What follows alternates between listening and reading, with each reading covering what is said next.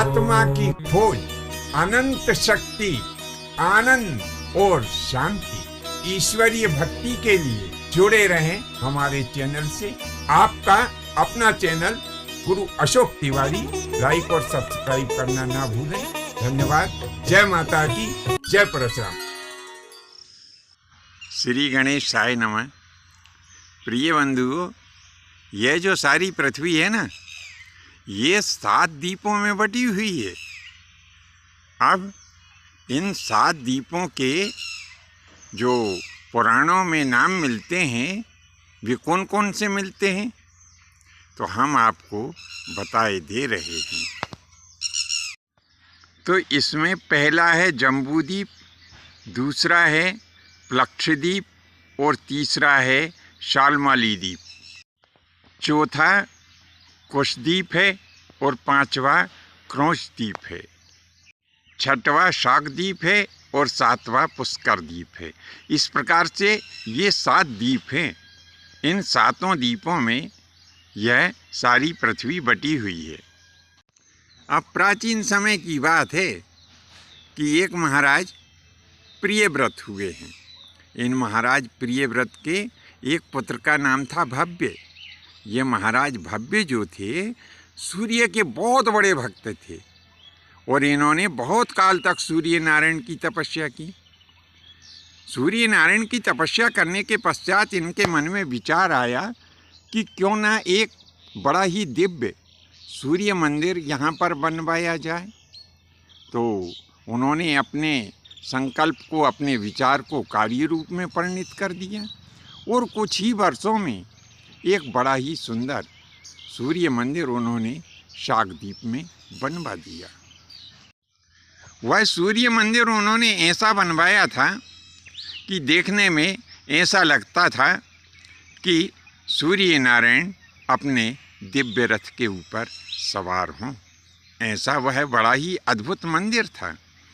मंदिर निर्माण के पश्चात महाराज भव्य ने विचार किया कि अब इस मंदिर के लिए कोई योग्य आचार्य, कोई पुजारी हो।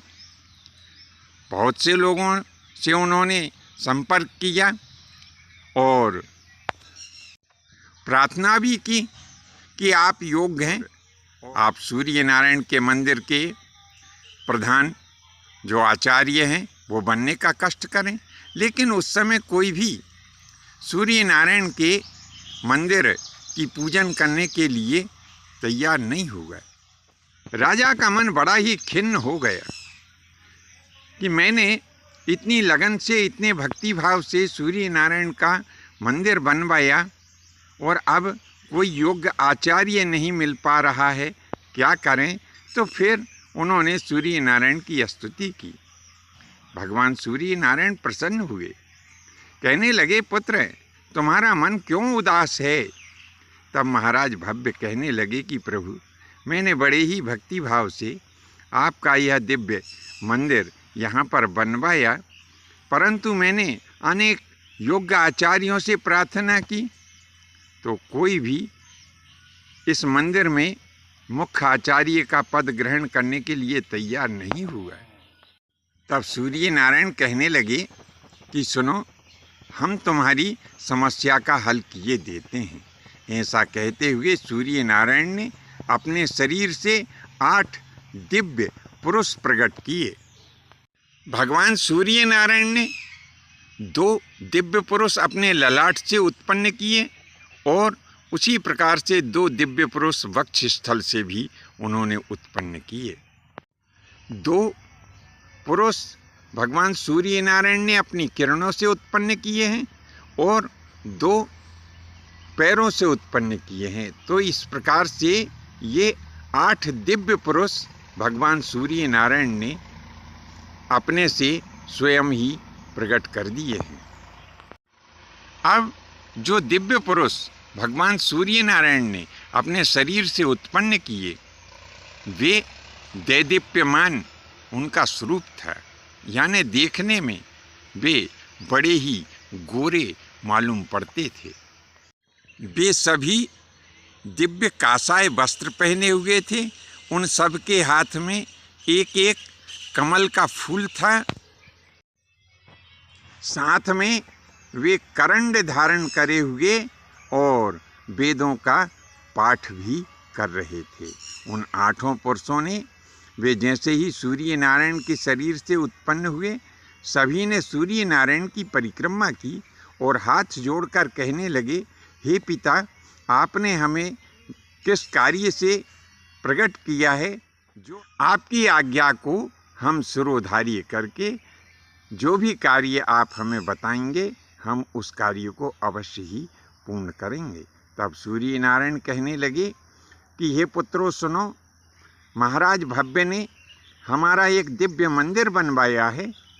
हम तुम्हें ये आदेश देते हैं कि हमारे उस मंदिर में जाकर के वह जो मूर्ति है, उस मूर्ति की तुम्हें प्राण प्रतिष्ठा कराना है और प्राण प्रतिष्ठा कराने के पश्चात सदैव तुम्हें हमारे उसी मंदिर में सेवा और पूजा करते रहना है। यह राजा भव्य तुम्हारी आजीविका का प्रबंध करेंगे। ऐसा कहते हुए सूर्य नारायण अंतर्ध्यान हो गए। तब वे 8 पुरुष जो भगवान सूर्य नारायण ने अपने शरीर से उत्पन्न किए थे, वे सभी भोजक और मग के नाम से इस विश्व में प्रसिद्ध हुए। महाराज प्रियव्रत बड़े ही प्रसन्न हुए।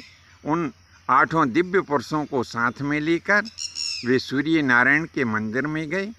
वहाँ पर उन 8 दिव्य आचार्यों ने वेद मंत्रों का उच्चारण करते हुए सूर्य नारायण की मूर्ति की प्राण प्रतिष्ठा उस दिव्य मंदिर में करवाई। महाराज भव्य ने भी प्रसन्न होकर के उन 8 श्रेष्ठ आचार्यों की आजीविका का प्रबंध किया। बंधुओं, यह कथा आपको कैसी लगी नीचे कमेंट्स बॉक्स में लिखें। आज के लिए बस इतना ही।